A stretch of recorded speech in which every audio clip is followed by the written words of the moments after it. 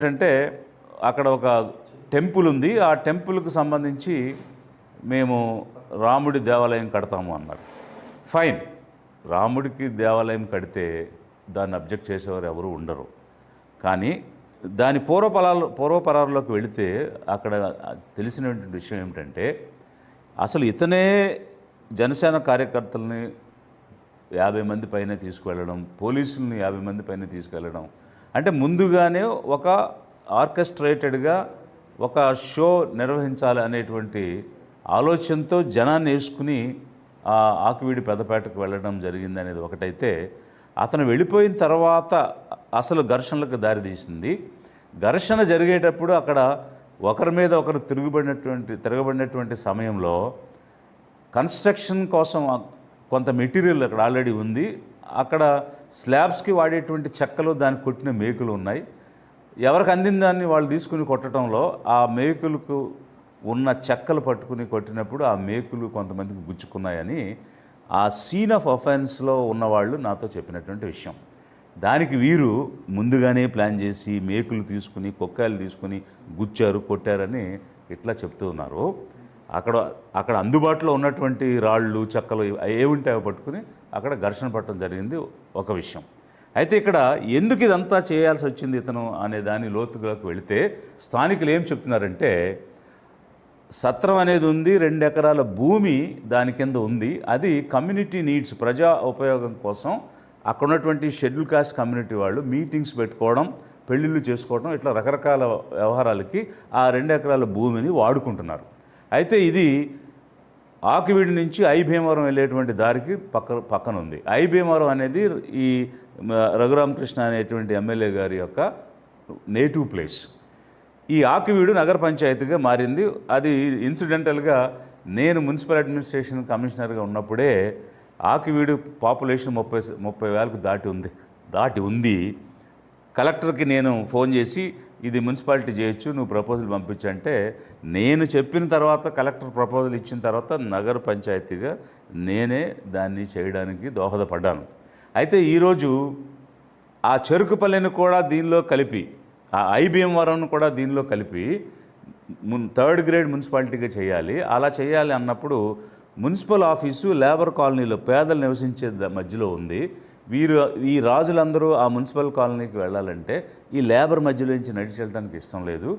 ఈ schedule caste వాళ్ళు వాడుకుంటుని ఆకివీడు స్థానికులు, పెదపేటలో ఉన్నటువంటి వాళ్ళు చెప్పినటువంటి విషయం. మరి ఇది ఓపెన్గా కాకుండా వాస్తవంగా అయితే ఆ గుడి గురించి కూడా వారు చెప్పారు. ఎప్పుడో కొన్ని సంవత్సరాల క్రితం కొంతమంది వైశ్యులు రాముడి విగ్రహాలు తెచ్చి ఆ గొంతెనం గుడిలో పెట్టారు. అప్పటి నుంచి అది అలా నడుస్తుంది, దాన్ని ఎవరు పట్టించుకోలేదా, అది అలా ఉంది అని చెప్పారు. ఓకే, టెంపుల్ అఫైర్స్లోకి నేను వెళ్ళడం లేదు. ఎందుకనంటే జనం అడిగితే కట్టండి, there is nothing wrong. Temple కట్టొచ్చు, చర్చ్ కట్టొచ్చు, మాస్క్ కట్టొచ్చు, ఏదైనా కట్టొచ్చు. We're not for any particular religion. కాకపోతే ఆ బేస్ చేసి విడదీయటం అనేటువంటిది ఒక్కటే అభ్యంతరం చెప్తున్నాం. ఎందుకోసం అంటే సామరస్యంగా జీవించాల్సినటువంటి రాష్ట్రం ఇది. ఇంకా మరొక విషయం వారు మాట్లాడుతుంది ఏంటంటే, నేను క్రిస్టియన్ స్కూల్స్లో చదువుకున్నాను, లైలా కాలేజీలో చదివాను, నాకు చాలా గౌరవం ఆ మతం అని, నేను చాలా రెస్పెక్ట్ చేస్తానని చెప్తూ ఆ మాట్లాడే పాస్టర్స్ గురించి వాళ్ళని వెక్కిరిస్తూ, హేళన చేస్తూ, ఇమిటేట్ చేస్తూ చులకనగా మాట్లాడటం అనేటువంటిది ఎంతవరకు సమంజసం? అలా మంత్రాలు చదివే బ్రాహ్మణులను వెక్కిరిస్తూ ఉంటే, అలాగే శ్లోకాలు చదివేటువంటి వాళ్ళని, లేకపోతే ముల్లాస్ని, అట్లా ఒక్కొక్కరు ఇంకొకరు వెక్కిరించుకుంటూ వెళుతూ ఉంటే అది ఎటు దారి తీస్తుంది? ఒక ప్రజాప్రతినిధిగా ఉండి, కాన్స్టిట్యూషనల్ పొజిషన్లో ఉండి, ఒక పాస్టర్ ఎట్లా మాట్లాడతాడు అనే దాన్ని ఇమిటేట్ చేస్తూ మతాన్ని కించపరిచే విధంగా హేళన చేయడం ఏ రకంగా సమంజసం? జనం ఆలోచించమని నేను చెప్తున్నాను. అదే సమయంలో ఇంకొకటి కూడా ఆలోచించాలి. ఏంటంటే, కొంతమంది స్వస్థత కోసం వచ్చిన వాళ్ళకి నీకు ఆ జబ్బు తగ్గిస్తా, ఈ జబ్బు తగ్గిస్తా అని రకరకాల ప్రార్థనలు చేస్తారని కొన్ని చూపిస్తూ ఉన్నారు. ప్రతి చోట కూడా ఈ దేశంలోనే, మానవ సమాజంలోనే మంచి చెడు అనేవి 2 ఉంటాయి. తప్పు చేసే సెక్షన్ ఒకటి కంటిన్యూస్గా ఉంటూనే ఉంటుంది. ప్రలోభాలు గురి చేసే సెక్షన్ ప్రతి చోట ఉంటుంది. అది ఒక క్రిస్టియన్స్లో ఉన్నారా, ముస్లిమ్స్లో ఉన్నారా, బుద్ధిస్టులో ఉన్నారా అనేది కాదు. మరి నిన్నగాక మొన్న నాసిక్లో అశోక్ కారత్ అనే అతను 58 మందిని జ్యోతిష్కం పేరు చెప్పి, ఆస్ట్రాలజీ పేరు చెప్పి సెక్షువల్గా అబ్యూజ్ చేయటమే కాకుండా వీడియోలు తీశాడు. మరి నేను జ్యోతిష్కం చెప్తా, నీ భవిష్యత్తు చెప్తా అని బాబాలు, వందల మంది బాబాలు ఆడవాళ్ళని లైంగికంగా వేధించినటువంటివి, వందల మంది బాబాలు లక్షల కోట్లు దోచేసినవి, వందల మంది బాబాలు బ్లాక్ మనీని హవాలాని చేసినటువంటి సంఘటనలు మన దేశంలోనే చూసాం. అలాగని చెప్పి హిందూ మతం బ్యాడ్, ముస్లిం మతం బ్యాడ్ అని మనం అనలేం కదా. కాబట్టి ప్రతి చోట మంచి చెడు ఉంటాయి. దాన్ని చిలవలు పలవలుగా ఎత్తి చూపించడం, ఏ క్రిస్టియన్ను కూడా ప్రలోభాలు పెట్టేటువంటి పాస్టర్ని సపోర్ట్ చేయరు. అలాగే ప్రతి మతంలోనూ కూడా ఆ రకమైనటువంటి మంచి చెడులు ఉంటాయి.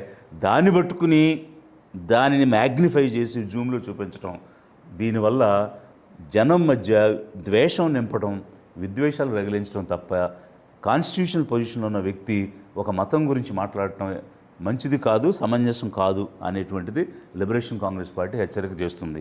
మరొక అంశం వారు ఏం మాట్లాడతారంటే, చర్చెస్ పర్మిషన్ లేకుండా ఉన్నాయి, క్యాస్ట్ సర్టిఫికేట్స్ క్యాన్సిల్ చేస్తాం అని మాట్లాడుతున్నారు. ఆకివీడులోనే 113 చర్చిలను ఐడెంటిఫై చేసాం పర్మిషన్ లేని అని చెప్తున్నారు. అసలు ఒక కామన్ సెన్స్, ఒక లాజికల్ క్వశ్చన్ నేను వేస్తున్నాను ఏంటంటే, మీరే ఆకివీడులోనే 113 చర్చిలు పర్మిషన్ లేకుండా ఉన్నాయని పబ్లిక్గా ప్రెస్ మీట్ పెట్టి చెప్పి, అంత అవగాహన జ్ఞానం కలిగిన వ్యక్తి ఎలాంటి పర్మిషన్ లేకుండా టెంపుల్ కట్టడానికి ఎలా పూనుకున్నారు? Common sense. మీరు ఒక పక్క పర్మిషన్ లేకుండా దేవాలయాలు నడుస్తున్నాయని చెప్తూ, పర్మిషన్ లేకుండా ఇంకో దేవాలయం కట్టడానికి మీరే ఎలా పూనుకున్నారు? ఎంత ఆశ్చర్యకరం. కనీసం కామన్ సెన్స్తో ఆలోచిస్తే కూడా, హైకోర్టు చెప్తే తప్ప, గవర్నమెంట్ పర్మిషన్ ఇచ్చాకే, రెజల్యూషన్ పాస్ చేశాకే, కలెక్టర్ ఎన్ఓసి వచ్చాకే, మున్సిపల్ పర్మిషన్స్ ప్లాన్ అప్రూవల్ వచ్చిన తర్వాతే మీరు కట్టాలి అని కోర్టుతో చెప్పించుకున్నారు అని అంటే, మరి ఎన్నాళ్ళు మీరు పర్మిషన్ లేని వాటిని నోటీసులు ఇస్తాం, తీసేస్తామని మాట్లాడిన దానికి పూర్తిగా వ్యతిరేకంగా మీరే పూనుకుని వితౌట్ పర్మిషన్ టెంపుల్ కట్టడానికి వెళ్ళడం అనేటువంటిది, ఇక అది మీ విజ్ఞతకే వదిలేస్తున్నాను. అయితే ఇక్కడ నేను ఒక విషయాన్ని క్లియర్గా చెప్తున్నాను ఏంటంటే, పర్మిషన్ లేకుండా ఎంక్రోచ్మెంట్స్తో కాలువల్లో కానీ, నదుల్లో కానీ, చెరువుల్లో కానీ, రోడ్ల మీద కానీ ఉన్నవి అన్నీ తీసేయాలని ఈ ప్రభుత్వం నిర్ణయం తీసుకుంటే తీసేయండి, మాకు ఎలాంటి అభ్యంతరం లేదు. అలా తీసేయాలంటే మొట్టమొదట ఈ రాష్ట్ర ముఖ్యమంత్రి గౌరవనీయ చంద్రబాబు నాయుడు గారు నివసిస్తున్న ఇల్లు దగ్గర నుంచి మొదలుపెట్టాలి. అది నదీ గర్భంలో ఉంది. నదీ గర్భంలో ఉన్న ఇల్లు తీయకుండా చెరువు గట్టునున్న గుడి కూల్చేస్తానంటే అది ఏ విధంగా సమంజసం? ప్రజాస్వామ్యంలో అది సమన్వయం ఎట్లా అవుతుంది? పర్మిషన్ లేనటువంటివి నది కరకట్ట లోపల అనేక కట్టడాలు ఉన్నాయి. రాజధానికి వెళ్తున్నప్పుడు ఆ కట్టడాలన్నీ తీసేయండి. మీరు చర్చిలు తీసేస్తారంటున్నారు, యాక్సెప్టెడ్. పర్మిషన్ లేనివి తీస్తారంటున్నారు, యాక్సెప్టెడ్. పర్మిషన్ లేనివి అన్నీ తీసేయండి. మాకు సమన్యాయం కావాలి, సమదృష్టితో చూడాలి. అది ప్రభుత్వానికి ఉన్నటువంటి ఆబ్లిగేషన్. ప్రభుత్వం అలా అందరినీ సమానంగా చూస్తాననే అధికారంలోకి వచ్చింది. అలాంటప్పుడు గౌరవ ముఖ్యమంత్రి నది గర్భంలో నివసిస్తూ ఉంటే ఆ పర్మిషన్ లేనటువంటి బిల్డింగ్స్ని మీరు తీసేయకుండా ఎవరో జీవనోపాధి చేసుకుంటూ నలుగురు కలిసి కూర్చుని ప్రార్థన చేసుకునే దాన్ని చెరువుగట్టు మీద ఉందని మీరు కూల్చేస్తారంటున్నారు. మీరు రాష్ట్ర వ్యాప్తంగా సుప్రీంకోర్టు ఇచ్చిన ఆర్డర్ ప్రకారం ఎంక్రోచ్మెంట్స్ అన్నీ రిమూవ్ చేయండి, ఇంక్లూడింగ్ చీఫ్ మినిస్టర్ నివసిస్తున్నటువంటి ఇల్లుతో సహా. We appreciate. ఏదైనా మీరు సమానంగా అందరికీ అప్లై చేయండి అనేది ఒకటే. రెండవది, కాస్ట్ సర్టిఫికేట్స్ గురించి పదే మీరు మాట్లాడుతున్నారు. కాస్ట్ సర్టిఫికేట్ క్యాన్సిల్ చేయడం అనేటువంటిది అంత సులువైనటువంటిది పని కాదు. ఎవరైనా ఆ విషయంలో భయపడుతుంటే, షెడ్యూల్ కాస్ట్గా ఉన్నటువంటి వాళ్ళు మా కాస్ట్ సర్టిఫికేట్ క్యాన్సిల్ అవుద్దేమో అని భయపడే వాళ్ళకి నేను చెప్తున్నాను, మీరెవరూ కూడా భయపడొద్దు. అది అంత సులువైనటువంటి పరిస్థితి కాదు. ఎందువల్ల కాదంటే, కన్వర్షన్ అనేటువంటిది ఒక డ్యూ ప్రాసెస్ ప్రకారం జరగాలి. హిందుత్వ అనే పుస్తకంలో వినాయక్ దామోదర్ సావర్కర్ అనేటువంటి వ్యక్తి ఏం రాశాడు క్లియర్గా, ఈ దేశంలో వంశపారంపర్యంగా పుట్టిన వాళ్ళందరూ హిందువులు. వారు గనక వేరే మతంలోకి మారితే ఆ మతానికి చెందిన వాళ్ళు అవుతారు, మారకపోతే హిందువులుగా పరిగణించబడతారు. అది ఒక స్టాండర్డ్ రూల్. సో ఈ దేశంలో పుట్టిన వాళ్ళందరూ హిందువులే. మీరు ఒకవేళ మతం మారితే దానికి ఒక డ్యూ ప్రాసెస్ ఉంది. 1872లో ఇండియన్ క్రిస్టియన్ మ్యారేజ్ యాక్ట్ వచ్చింది. ఆ తర్వాత సక్సెషన్ యాక్ట్ వచ్చింది.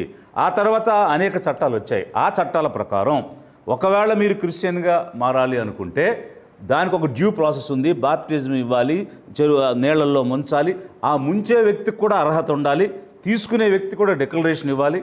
ఇచ్చిన తర్వాత దానికి ఒక రికార్డెడ్ ప్రూఫ్ ఉండాలి. సో రికార్డెడ్ ప్రూఫ్ తోటి, ఎవిడెన్స్ తోటి, గజెట్ పబ్లికేషన్ తోటి మీరు డ్యూ ప్రాసెస్ ఫాలో అయ్యి మతం మారితే అప్పుడు ఆ మతానికి చెందిన వాళ్ళు అవుతారు.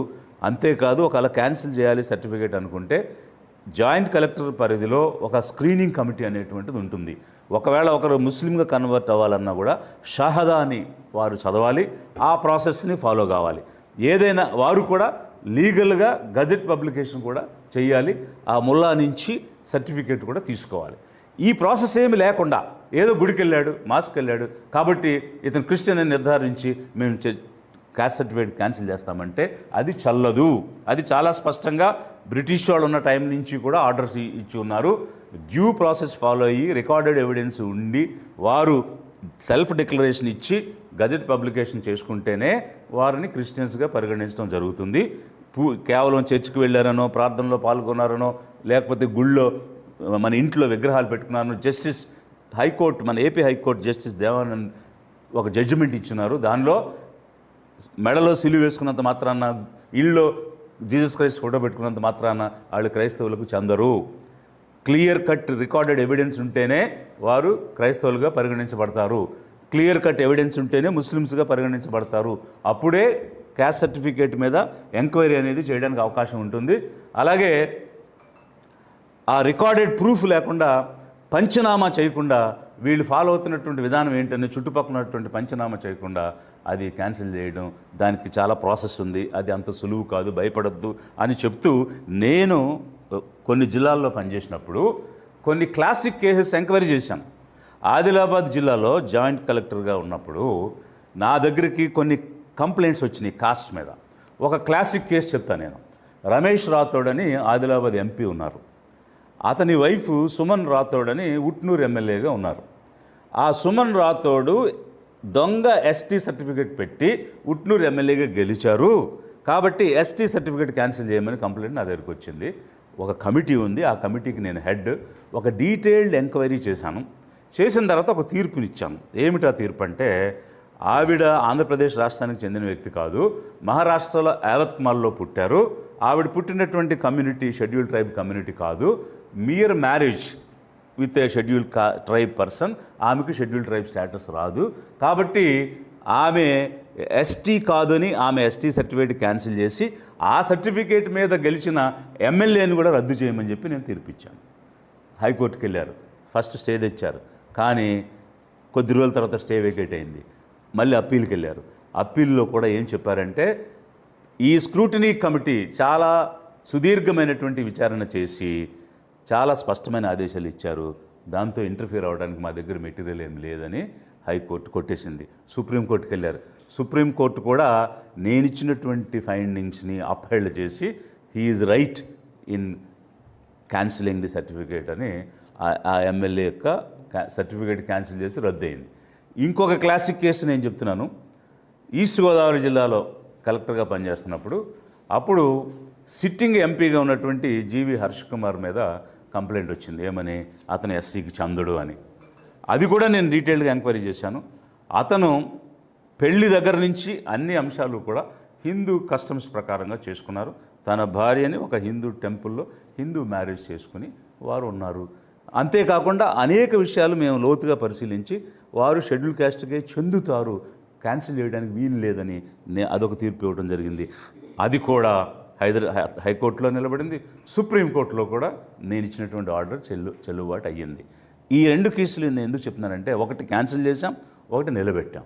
ఏదైనా ఒక డ్యూ ప్రాసెస్ జరగకుండా చేయడం సాధ్యం కాదు. అందువల్ల ఇతను సర్టిఫికేట్స్ క్యాన్సిల్ చేస్తామని మిమ్మల్ని అందరినీ భయపెడుతూ ఉన్నాడు. మీరెవరూ కూడా భయపడొద్దు అని లిబరేషన్ కాంగ్రెస్ పార్టీ నుంచి మద్దతుగా చెప్పడం ఒకటైతే, నేను తెలుగుదేశం పార్టీని స్పష్టంగా ప్రశ్నిస్తూ ఉన్నాను, అడుగుతున్నాను. గౌరవనీయ చంద్రబాబు నాయుడు గారు, మీ తెలుగుదేశం విధానం ఏమిటి? ఇతను మాట్లాడితే షెడ్యూల్ కాస్ట్ అంటారు, అందులో క్రిస్టియన్స్ ఉన్నారంటారు. క్రిస్టియన్ పేర్లు పెట్టుకున్నంత మాత్రాన డానియల్ అనో, జోసెఫ్ అనో, లేకపోతే జెర్మియాను, ఇలా రకరకాల పేర్లు పెట్టుకున్నంత మాత్రాన వారు క్రిస్టియన్స్గా పరిగణించబడరు అని కోర్టే చెప్పేసింది. మీ తెలుగుదేశం నాయకుడిగా చెప్పుకునే ఉండి ఎమ్మెల్యే మిస్టర్ రఘురామకృష్ణ దీన్ని వ్యతిరేకిస్తూ వీళ్ళందరికీ క్యాన్సిల్ చేస్తామని అంటున్నారు. అది అతని వ్యక్తిగత అభిప్రాయమా లేకపోతే మీ పార్టీ అభిప్రాయమా? ఎందుకనంటే టీవీ9లో అడిగారు కూడా, 20% మంది ఉన్నారు, 1 కోటి మంది ఉన్నారు, వాళ్ళు క్యాన్సిల్ చేస్తానంటున్నారు, వాళ్ళు మీకు వ్యతిరేకం అవుతారంటే మాకు 80% మంది ఉన్నారు, వాళ్ళు ఓటు వేయకపోయినా పర్వాలేదని ఇతను అంటున్నాడు. మరి షెడ్యూల్ కాస్ట్ కానీ మైనారిటీలు కానీ తెలుగుదేశానికి ఓట్లు వేయాల్సిన అవసరం లేదని మీ తెలుగుదేశం నాయకుడు చెప్తున్నారు. అది మీ పార్టీ విధానమా? విధానం అయితే చెప్పండి. నేను మీ ద్వారా షెడ్యూల్ కాస్ట్ వాళ్ళకి, మైనారిటీ క్రిస్టియన్స్కి, ముస్లిమ్స్కి చెప్తున్నాను, మీరు తెలుగుదేశానికి ఓట్లు వేయాల్సిన అవసరం లేదట తెలుగుదేశం నాయకుడే చెప్తున్నాడు. కాబట్టి మీరందరూ కూడా చర్చించండి, మీ సంఘాల్లో మీటింగ్లు పెట్టుకోండి. ఇక మీదట వచ్చే స్థానిక ఎన్నికల్లో కానీ 2029 ఎన్నికల్లో కానీ తెలుగుదేశం, కూటమి, జనసేన, బీజేపీ వీరికి ఎవరికి కూడా మన ఓట్లు అవసరం లేదని తెలుగుదేశం నాయకుడే చెప్తున్నాడు. కాబట్టి మనం ఎవరూ ఇక ఈ కూటమికి కానీ, తెలుగుదేశానికి కానీ, జనసేనకు కానీ, బీజేపీకి కానీ ఓటు వేయొద్దు అనే విషయాన్ని నేను ప్రతిపాదిస్తున్నాను. మీరెవరు కూడా వాళ్ళకి ఓటు వేయొద్దని మీ సంఘాల్లో మీరు చర్చించి మెరిట్స్ మీద మీరు డెసిషన్ తీసుకోండి అని ఎస్సీస్కి, క్రిస్టియన్ మైనారిటీస్కి, ముస్లిం మైనారిటీస్కి చెప్తున్నాను. ఎందుకంటే తెలుగుదేశం నాయకుడే వాళ్ళ ఓట్లు అయిపోయినా కూడా మేము గెలుస్తామనేటువంటి మాట వారు చెప్తున్నారు. కాబట్టి మీ స్టాండ్ ఏంటనేటువంటిది మీరు ప్రకటించలేదు. కాబట్టి అతని వాదననే మీ పార్టీ వాదనగా తీసుకుని నేను ఒక పిలుపునిస్తున్నాను. మీరందరూ మాట్లాడుకోండి, చర్చించి ఒక నిర్ణయానికి రండి ఈ విషయంలో. అదేవిధంగా ఇంకా అనేక విషయాలు ఆయన మాట్లాడుతున్నారు. ఏమిటంటే, నేను ఇక్కడ ఎస్సీ రిజర్వేషన్లో గెలిచినటువంటి ఎమ్మెల్యేలు 29 మంది ఉన్నారు, ఎస్టీలో గెలిచిన వాళ్ళు 7 మంది ఉన్నారు, మొత్తం 36 మంది ఎస్సీ ఎస్టీస్ని రిప్రజెంట్ చేయడానికి శాసనసభకు వచ్చారు.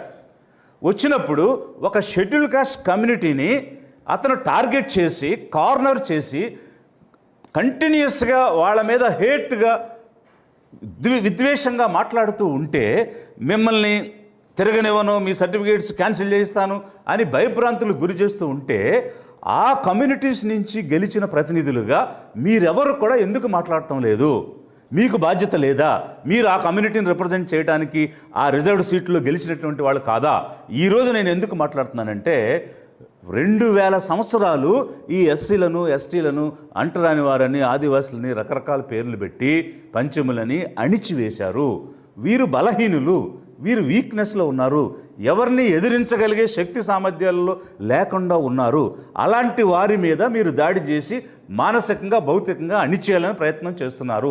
అలా అణిచేయాలని ప్రయత్నం జరిగింది కాబట్టే వారికి ప్రతినిధులుగా ఉండమని ఇన్ని సీట్లు ఇచ్చారు. ఆ సీట్లో గెలిచిన మీకు బాధ్యత లేదా? ఈ జాతి తరపున నిలబడాల్సిన అవసరం మీకు లేదా? ఈ జాతులకు ఇచ్చిన స్థానాల్లో గెలిచి వారికి అండదండగా ఉండకుండా వారు బలహీనంగా ఉండి వారిని భయపెడుతూ ఉంటే, మేమున్నాం మీకోసం, మీకు రక్షణగా ఉంటాం, మీకు బలంగా ఉంటాం, మీ తరపున మేము గెలిచాం అని ఒక్క ఎమ్మెల్యే కానీ, ఒక్క ఎంపీ కానీ ముందుకొచ్చి మాట్లాడటం లేదంటే మీకు జాతీయ ఎడల ఏం బాధ్యత ఉందని లిబరేషన్ కాంగ్రెస్ పార్టీ నిలదీస్తుంది, ప్రశ్నిస్తుంది. మేము ఈ జాతులకు చెప్తున్నాం, మీరు భయపడొద్దు, మీరు బలహీనులు కాదు, ఏకమైతే కోట్ల మంది జనం అవుతాము. ఈరోజు బీజేపీ 10 సంవత్సరాలు, 12 సంవత్సరాల నుంచి అధికారంలో ఉంది. ఏ విధంగా అధికారంలో ఉందంటే 31% నుంచి 37% మాత్రమే ఓట్లు వచ్చేవారికి. అలాంటి పరిస్థితిలో త్రికోణంగా ఎన్నిక జరిగిందంటే 36-37% వస్తే అధికారంలోకి వచ్చే అవకాశం ఉంది. అందువల్ల భయపడాల్సిన అవసరం లేదు. అతను ఓట్లు వద్దన్నాడు, ఓకే, మన ఓట్లు మనం వేసుకుంటే మనం అధికారంలోకి వస్తాం, ఆలోచించమని అధిక జనాన్ని కోరుతూ వ్యక్తిగతంగా ఒక 2-3 మాటలు మాట్లాడాడు.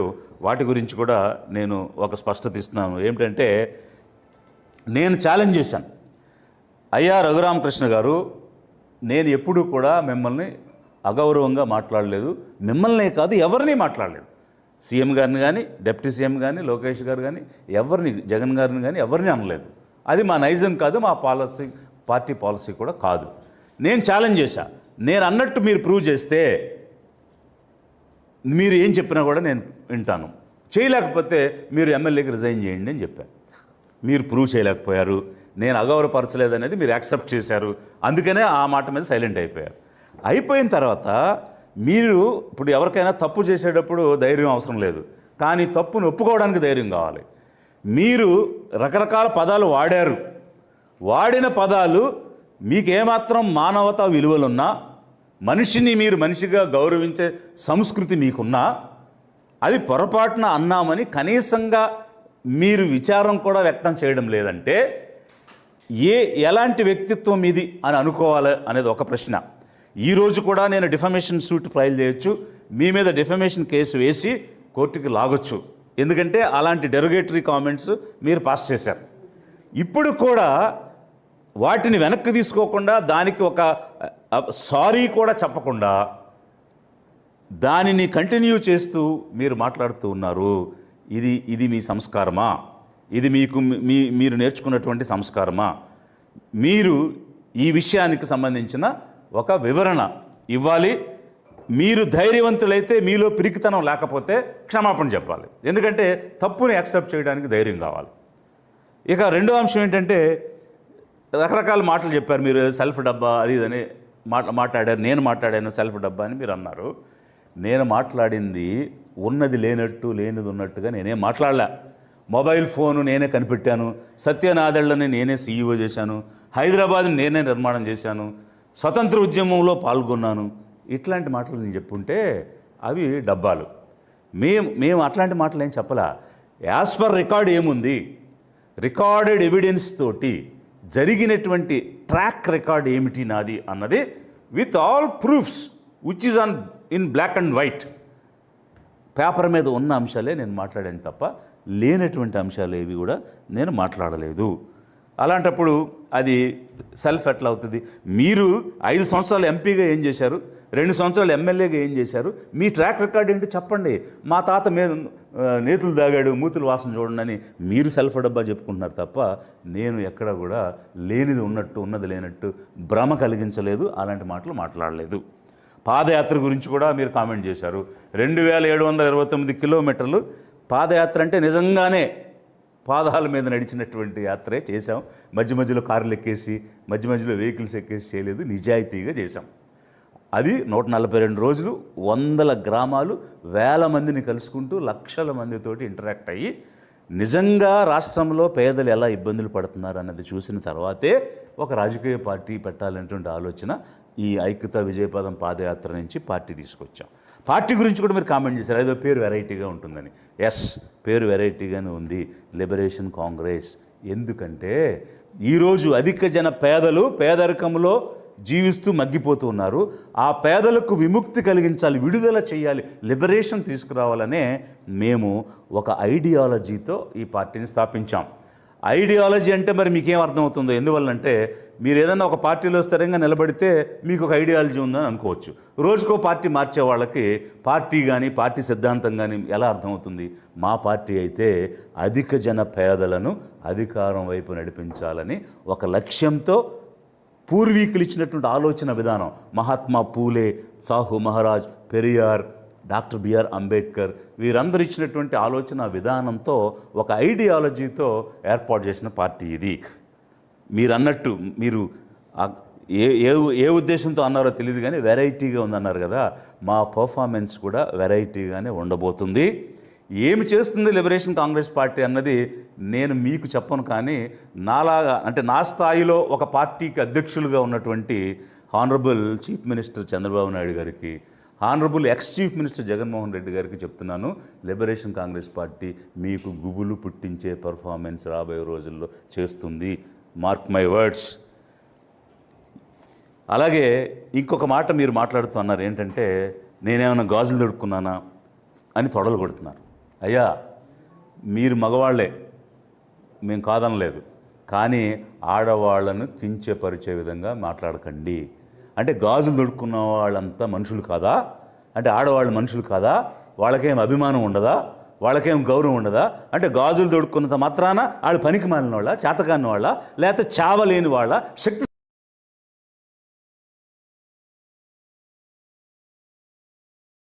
రంగాలు వేసుకున్నామా ఏంటి ఆ మాటలు? అంటే ఒక జాతిని కించపరిచే మాటలు ఏంటి?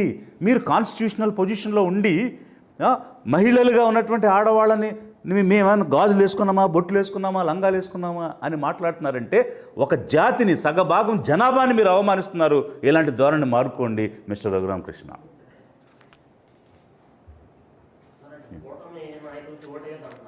అవును.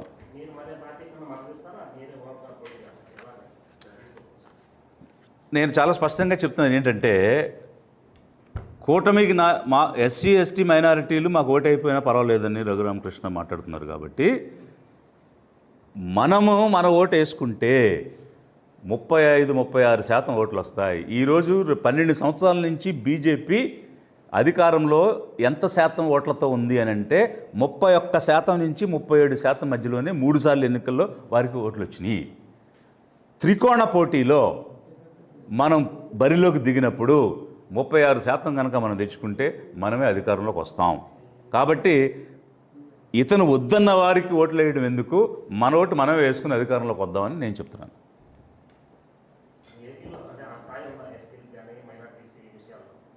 ఓటు వేసుకోవడానికి స్థాయి ఏముంది? ఓటు ఉందిగా. అంటే రాజకీయంగా నాయకుల ఎస్ వీఆర్ బిల్డింగ్ లీడర్స్. ఇప్పుడు లిబరేషన్ కాంగ్రెస్ పార్టీ నుంచి కూడా ఒక కాల్ ఇస్తున్నాము విత్ ఇన్ ఏ వీక్. స్థానిక ఎన్నికల దగ్గర నుంచి 2029 ఎన్నికల వరకు ఎన్నికల్లో పోటీ చేసే ఆసక్తి ఉన్నటువంటి యువతను మేము పిలుపునిస్తున్నాం. వారందరికీ కూడా ట్రైనింగ్లు ఇస్తాం, లీడర్షిప్ క్వాలిటీస్ నేర్పిస్తాం, ఎలా జాతి నిర్మాణం చేయాలి, జాతికి తిరిగి సేవ చేయాలి అనేటువంటి అంశాలన్నీ మేము బాధ్యత తీసుకుని లీడర్షిప్ బిల్డ్ చేస్తాం. ఆ లీడర్షిప్ తోటి ఎన్నికల్లోకి వెళ్తాం.